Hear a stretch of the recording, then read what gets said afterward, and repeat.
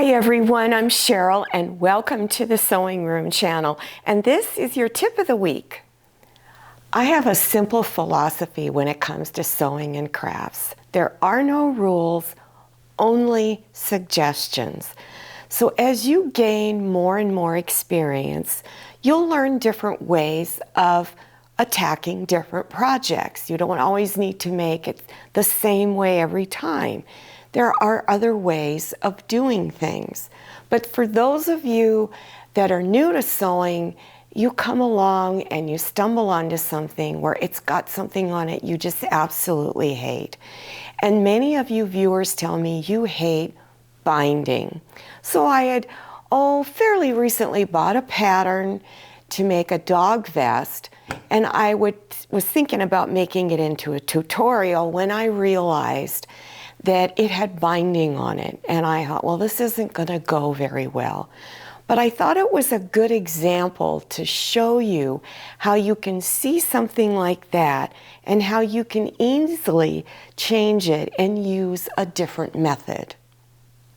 So if you've bought a pattern, you always need to read through the instructions first. Make sure you understand everything you're supposed to do.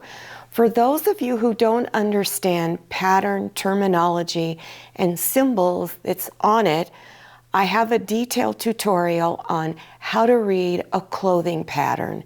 And that tutorial is listed below your YouTube screen in the description section. So on this pattern, which I purchased at Joann's, they might still have it, but you can buy patterns off of Amazon, Etsy. You can go directly to pattern company websites and buy patterns there. This is Quick Sew is the brand, and the pattern number is R10862. Now it's a nice pattern because it has a dog coat, a dog vest, a little pouch to carry your leash in, and you can make a simple dog bed. The piece that I made is the dog coat. There's only 2 pattern pieces to this. And whenever you buy any pattern, whether you're making it for yourself or someone else or one of your little furry children, you want to look to see where you can alter it. For instance, in the middle of this main piece, there's a line. And this is where you can either lengthen it or shorten it. So you want to put the piece up to your dog, and this is where the neck is. And so you want to place it up to the neck and make sure it's not going to be too short or too long. To make the adjustments, this is the line you do it on. To make it longer, you simply just cut this in half right through the line and separate the 2 pieces, the 1 or 2, 3 inches or more that you need to make it longer. In my case, I had to make it shorter. My dog's very small. So if you want to make it shorter, you just fold it in that area, the number of inches you need to make it shorter. So now I'm going to briefly go through some of the steps to show you how easy it was to make this without the binding on the edges. After cutting out the pieces, you will notice that the dog vest looks like a large baby bib. And by the way, you cut out 2 pieces. I fused interfacing on just one of the strap pieces to give it more strength. On the inside of the vest, you can use fusible interfacing or cotton batting.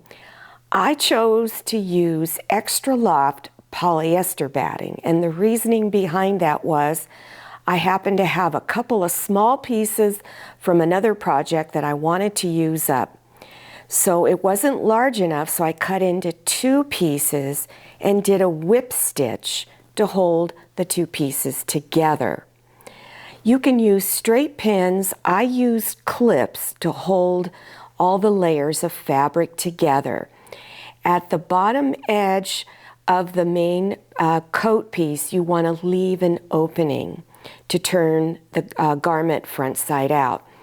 I did a 1/4 inch wide seam all the way around. On the strap, do the same steps. Pin it together, leave an opening, and stitch around the edges a 1/4 inch seam. When done with the stitching on the curved edges of the vest, do little clips. This is going to help the vest to lay flatter. And then also on the corners on the strap that go around the neck and on the strap that goes around the belly, you want to trim those corners down to about 1/8 of an inch wide. Then you want to turn both pieces front side out. At those opening edges, you want to fold those edges inside, pin and stitch it closed, close to the edge. Place the belly strap across the center and stitch it down. And there is a marking on the pattern piece to tell you where to put that. Now the pattern called for hook and eye tape to close up the vest or the coat. I chose to use Velcro. It's because what I had on hand. I didn't want to have to go buy anything. So this is my sweet little dog, Scotty. Now Velcro, if you've never used it before, there's 2 sides to Velcro. There's a rough side. That's this one right here. And then on the other side, the other piece, is real smooth. And when you make contact, they stick together. When you're putting Velcro on clothing, you need to keep one thing in mind. Is the Velcro going to possibly touch skin? Now I know this is a dog vest, there's a lot of fur, so you don't really have to worry about that. But let's say you're going to put Velcro on a baby bib. You want to make sure that the soft side of the Velcro is the one that would face the skin.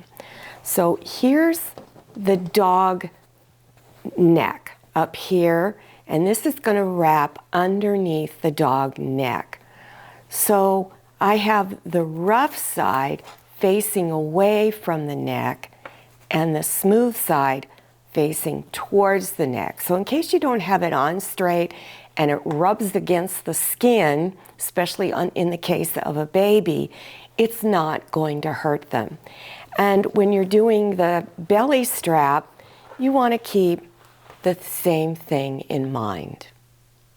So as I said earlier, this looks like a giant baby bib. So if you wanted to just custom make your own pattern, think of making your pattern in the shape of a baby bib. You'll save yourself a lot of money because that quick sew pattern was pretty expensive, and I'm all for saving money. So look for free patterns or figure out how to draw your own patterns. I know a lot of you don't like to draw patterns, but it does save you a lot of money.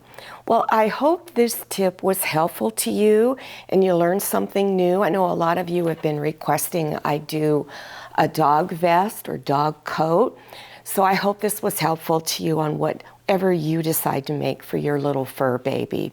Now, if you're interested in other sewing tips of the week, I have a lot of them.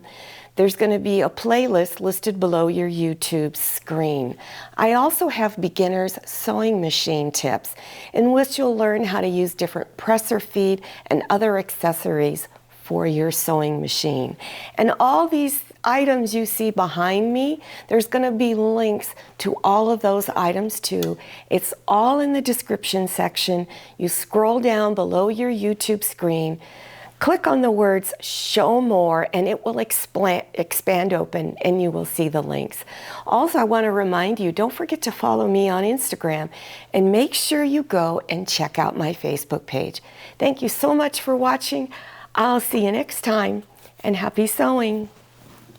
If you like the Sewing Room channel, one of the best ways to show your support is to subscribe by clicking on that red subscribe button and give this video a thumbs up. And don't forget to click on share to share this video with your friends. And make sure you click on the bell so you receive notifications for all my new videos. I'm Cheryl, this is Manny, and this is Scotty. See you next time.